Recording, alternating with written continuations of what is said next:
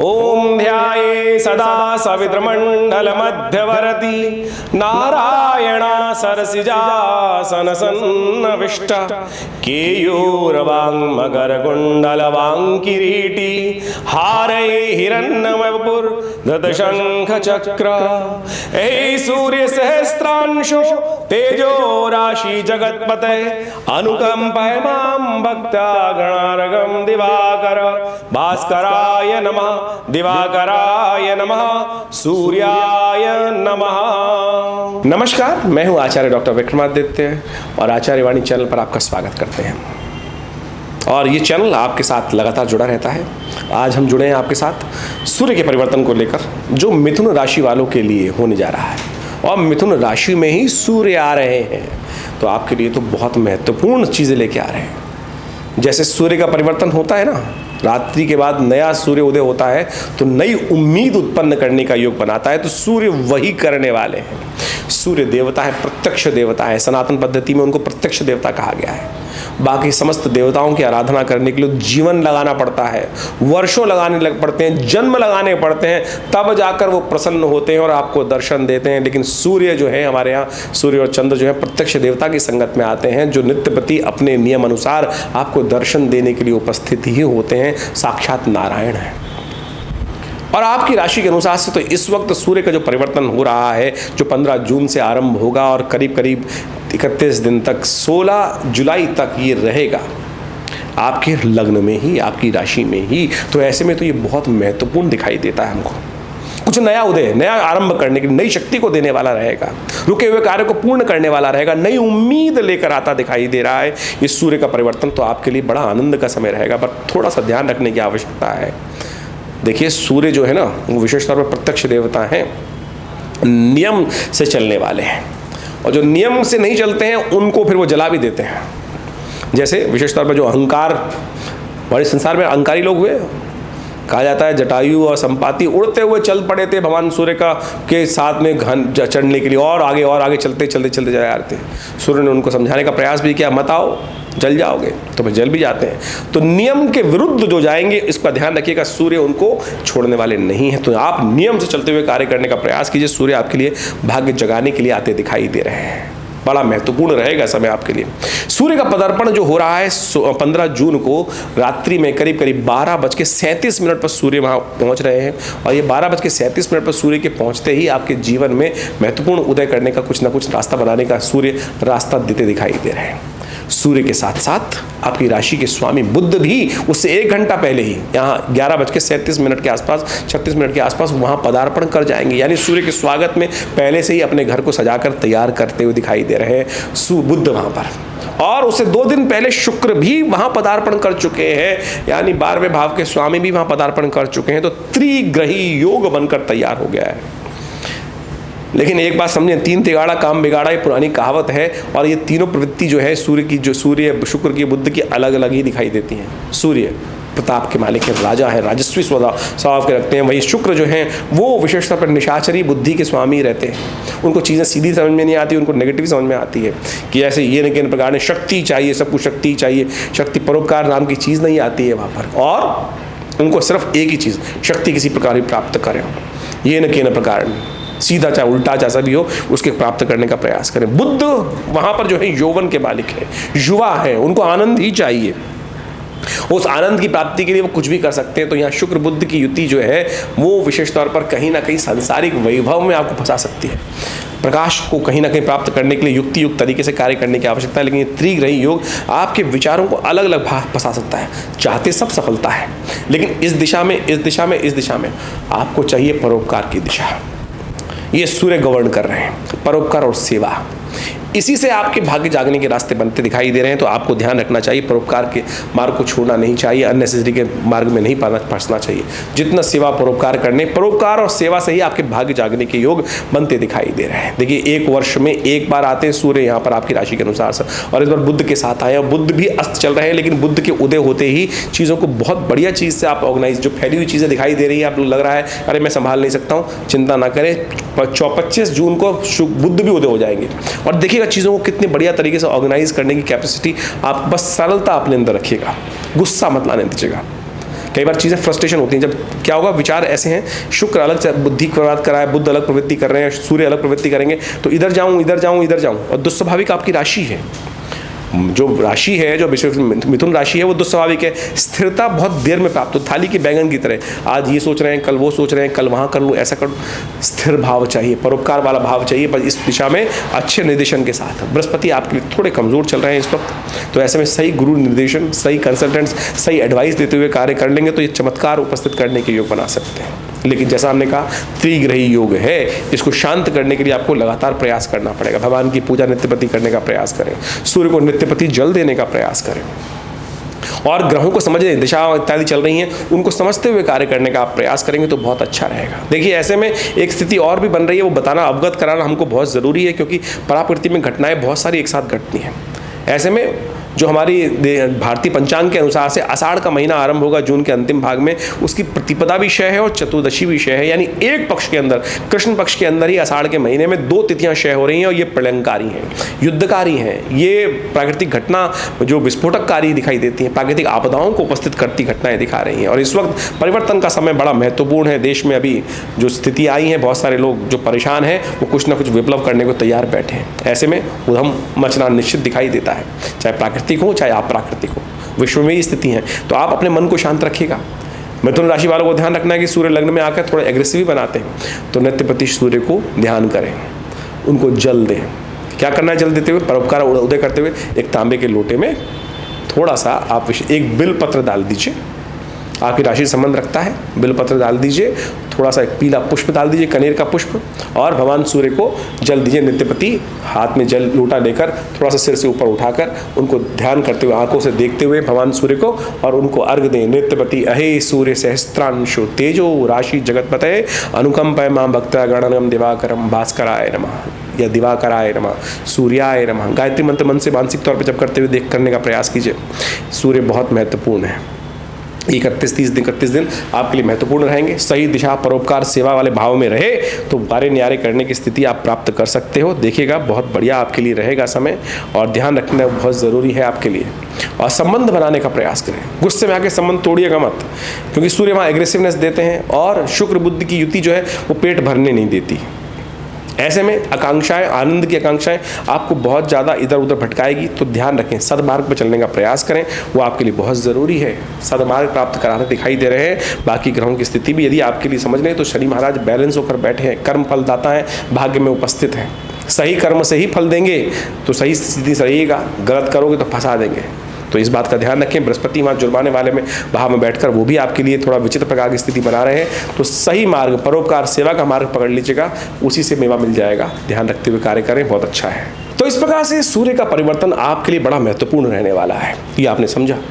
इसके साथ साथ देखिए, ये तो सूर्य का प्रभाव है। जन्मपत्री में बहुत सारे और भी ग्रह होते हैं, गोचर के प्रभाव को उसको समझना चाहिए। बहुत सारे लोग कई बार प्रश्न कर लेते हैं कि महाराज सूर्य से ही सब कुछ चल रहा है। अरे नहीं भैया, आपकी राशि के अनुसार से बहुत सारे ग्रह अलग अलग प्रकार के योग बना रहे हैं। शनि महाराज अलग योग बना रहे हैं, बृहस्पति महाराज अलग योग बना रहे हैं, लेकिन उसके लिए तो हर व्यक्ति के लिए अलग अलग जन्मपत्रियों का अलग अलग लेवल है।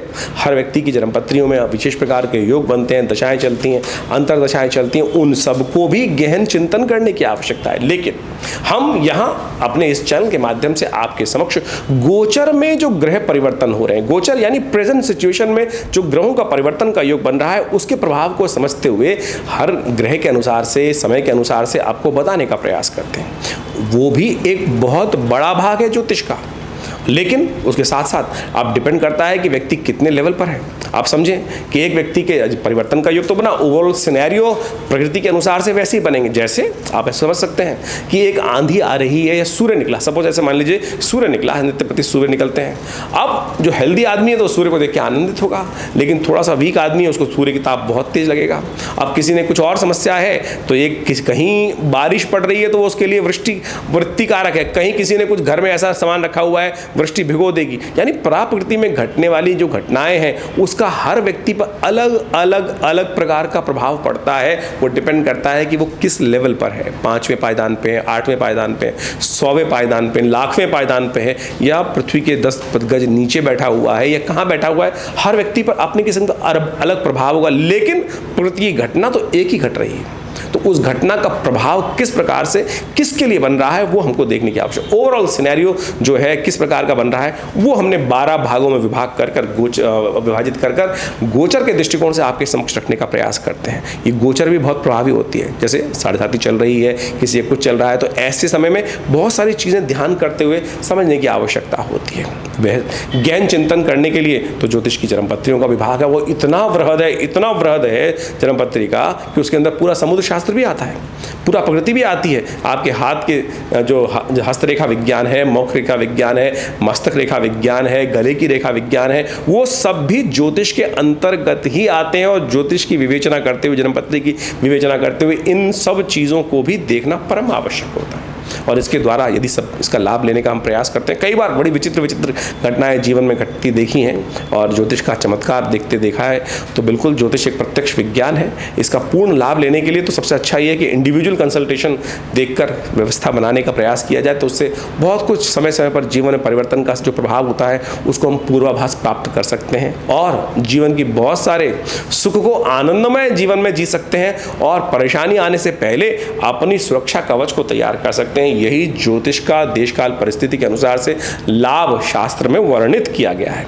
तो आप इसको समझें प्रत्यक्ष रूप से। और हमारा ये आश्रम जो है पिछले करीब लंबे वर्षों से इस क्षेत्र में अद्भुत कार्य करने का प्रयास कर ही रहा है। ज्योतिष विज्ञान के साथ साथ बहुत सारी और अंक विज्ञान, ज्योतिष विज्ञान नामावली, न्यूमरोलॉजी जो कहा जाता है, उसके ऊपर बहुत सारी पुस्तकें हमारे द्वारा प्रकाशित की गई हैं विवेकानंद योगाश्रम के द्वारा। और बहुत सारे विज्ञान को हमने समय समय पर लोगों को पहुँचाने का प्रयास किया है। ज्योतिष एक बहुत इसके अंदर सहस्त्रों शाखाएं आती हैं। हर ऋषि ने, भारतीय संस्कृति में जितने ऋषि हुए, उन्हें अपने अपने प्रकार से उन्होंने ज्योतिष विज्ञान को बहुत वृहद रूप से समझाने का प्रयास किया। अनेक शास्त्रों की रचना करी, अनेक ग्रंथों की रचना करी और वो सब अपने आप में पाराशर, जैमिन, विभिन्न प्रकार के जो मत रहे अलग अलग, उन सब ने भी विभिन्न प्रकार से ज्योतिष को वर्णित किया। आधुनिक क्षेत्र में बहुत सारे वेस्टर्न फिलोसफर्स भी हुए। इसके साथ साथ अभी हम पढ़ें तो आज की तारीख में लाल किताब और विभिन्न पुस्तकें, उन सबको भी समाविष्ट करने की आवश्यकता है। हर चीज़ का कहीं ना कहीं कोई ना कोई महत्व है। उन सब विज्ञानों को एक साथ देखकर हम आपके समक्ष बहुत सारे ग्रहों के प्रभाव को समय समय पर रखने का प्रयास करते हैं और आशा करते हैं इसके द्वारा आप ज्योतिष का लाभ भी लेते हुए अपने जीवन को सही दिशा देने का प्रयास करेंगे। देखिए क्या होता है कि जीवन ऐसा नहीं है कि भुस में लठ मारते रहें, लग गई तो भाग्य खुल गए और नहीं लगी तो फिर जीवन चल गया। बड़े भाग्य मानुष तन पावा, सुर दुर्लभ। ये मनुष्य जो है ना, सुर दुर्लभ है। देवता भी तरसते हैं इसको प्राप्त करने के लिए और हम ऐसे ही जीवन को टाइम निकाले जा रहे हैं। टाइम निकालने नहीं आए थे, आगे की उन्नति प्राप्त करने के लिए, आगे की यात्रा जो है उसको सुखमय बनाने के लिए आए थे हरि भजन को ओटन लगे कपास। तो कोशिश ये करें, इस जीवन के महत्व को समझने का प्रयास करें। ज्योतिष विज्ञान वास्तविक तौर पर विज्ञान की तरह ही सम्मत है। पूरा विश्व इसके गणित को बहुत बढ़िया तरीके से समझता है। फलित विज्ञान उससे भी ज़्यादा चमत्कारी है और हमने समय समय पर बहुत सारे समय पर अलग अलग प्रकार की भविष्यवाणियाँ भी करके दिखाई, बहुत सारी चीज़ें बताने का प्रयास किया। ज्योतिष प्रत्यक्ष रूप से बिल्कुल सत्य, ज्योतिष विज्ञान सत्य हो सकता है, ज्योतिषी गलत हो सकता है। ज्योतिष विज्ञान सत्य है, ज्योतिषी की गणनाएं कहीं ना कहीं गलती हो सकती हैं, जो उसका अपना ज्ञान है वो गलत हो सकता है, लेकिन ज्योतिष विज्ञान बिल्कुल सत्य है, बिल्कुल सत्य घटनाओं पर आधारित है। जितनी विवेचना करेंगे, जितना एनालाइज करेंगे, उतना सुंदर उसके समस्त प्रकार के लाभ आपको जीवन में देखने को मिल सकते हैं। हमने विवेकानंद योगाश्रम के माध्यम से बहुत सारे कार्य इस संस्था के द्वारा जोड़ने का प्रयास किया है। ये आश्रम पिछले करीब 60-70 सालों से योग, प्राकृतिक चिकित्सा, आध्यात्म, पराविज्ञान, पराविद्याओं, मंत्र विज्ञान, यज्ञ विज्ञान के क्षेत्र में बहुत अद्भुत कार्य कर रहा है और हमने उसके ऊपर बहुत प्रत्यक्ष रूप से करके देखा भी है। मंत्र विज्ञान, यज्ञ विज्ञान, आपको जान के आश्चर्य होगा, हमारे विवेकानंद योगाश्रम में पिछले 60 सालों से नित्य प्रति 8 घंटे यज्ञ आज भी चलता है। जी हाँ, आज भी चलता है यज्ञ। सनातन पद्धति यज्ञ प्रधान संस्कृति है, लेकिन आज यज्ञ लोप हो गए हैं, लोग यज्ञ करने जाते नहीं। तो आप आइए, हमारे आश्रम में लगातार यज्ञ चलते हैं, समय समय पर कार्यक्रम होते हैं, उन सब में आप यज्ञ में पधार सकते हैं, यज्ञ में भाग ले सकते हैं। अभी गुप्त नवरात्रे आने वाले हैं, उसमें भी बहुत सा बड़ा कार्यक्रम चलेगा। उसमें आप सहस्त्र चंडी महायज्ञ का सुंदर आयोजन किया जाएगा, उसमें भी आप अपने नाम से यज्ञ में भाग ले सकते हैं। इसके अलावा अभी बहुत सारे उत्सव समय समय पर आते हैं। हर रविवार को एक सामूहिक यज्ञ का कार्यक्रम किया जाता है और उसमें हमारी संस्था की तरफ से कोई फीस नहीं ली जाती। जो स्वयं आके बैठना चाहते हैं उनके लिए कोई फीस नहीं है।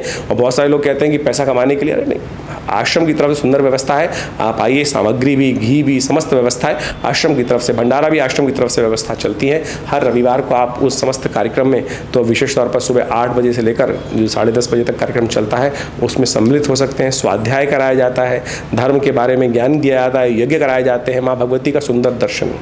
जी हाँ, ये बहुत अद्भुत चीज़ है।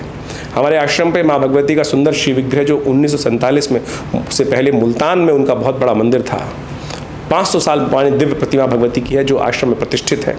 और उनके दर्शन कर लेने मात्र से माँ भगवती का कृपा आपके जीवन में बहुत बढ़िया तरह से आपको लाभ दे सकती है। तो उनका दर्शन भी आप आगे कर सकते हैं। वो शिव विग्रह, चमत्कारी शिव विग्रह माँ भगवती दुर्गा जी का आश्रम पर विराजमान है, उनका दर्शन भी आप कर सकते हैं। उनकी एक अलग कथा है, हमने कई बार आपको एपिसोड्स में बताई हैं। तो आप भी इन समस्त कार्यक्रमों में आप सम्मिलित हो सकते हैं। आश्रम के द्वारा विभिन्न पुस्तकें मंत्र विज्ञान पर, यज्ञ विज्ञान पर, हॉस्पिटल है बहुत बड़ा, योग प्राकृतिक चिकित्सा के क्षेत्र में, आयुर्वेद के क्षेत्र में अद्भुत कार्य किए जा रहे हैं। मुद्राओं के द्वारा अद्भुत प्रकार से व्यक्तियों तक, जनमानस तक, हमने पिछले करीब 50 सालों में संस्था ने बहुत अद्भुत कार्य किया पूरे विश्व में। इस मुद्रा विज्ञान, हाथों के द्वारा जो आकृतियां बनाई जाती हैं, कैसे वो आपके स्वास्थ्य में लाभ दे सकती हैं। किन्हीं को यूरिन की समस्या है, किडनी की स्टोन की समस्या है, आज की तारीख में किडनी की समस्या बहुत परेशान कर रही है और हर कोई ऑपरेशन के लिए भागे जा रहा है। मैं आपको चमत्कारी मुद्रा बताता हूँ। ये अपान मुद्रा है। बीच की दोनों उंगलियों को अंगूठे के साथ जोड़ देने से यदि इस मुद्रा का नित्य प्रति अभ्यास करना शुरू करें तो किडनी स्टोन, जी हाँ, किडनी में, गुर्दे में यदि आपके विशेष तौर पर स्टोन की समस्या हो गई है, कुछ ही दिन में उसको इरेडिकेट कर देगी, गायब कर देगी धीरे धीरे। हमने प्रत्यक्ष देखा कि इस मुद्रा का अभ्यास कराने के बाद जब ब्लड खून यूरिन टेस्ट कराया तो वो धीरे धीरे डाइल्यूट होकर वो यूरिन में जो स्टोन जो पार्टिकल्स थे वो निकलने शुरू हो गए और कुछ दिन में वो स्टोन गायब भी हो गया। तो नेचुरल प्योरीफायर है बॉडी का। जिनको पाइल्स की समस्या है, अनेक प्रकार के जो रोग हैं, उनको भी ठीक करने के लिए योग प्राकृतिक चिकित्सा के क्षेत्र में, आयुर्वेद के क्षेत्र में हमारी संस्था अद्भुत कार्य कर रही है और बहुत बड़ा हॉस्पिटल है जो भारत सरकार के पैनल पर है। तो आप भी इन समस्त सुविधाओं का लाभ ले सकते हैं। आश्रम से जुड़ें, आपको लाभ मिलेगा। धन्यवाद।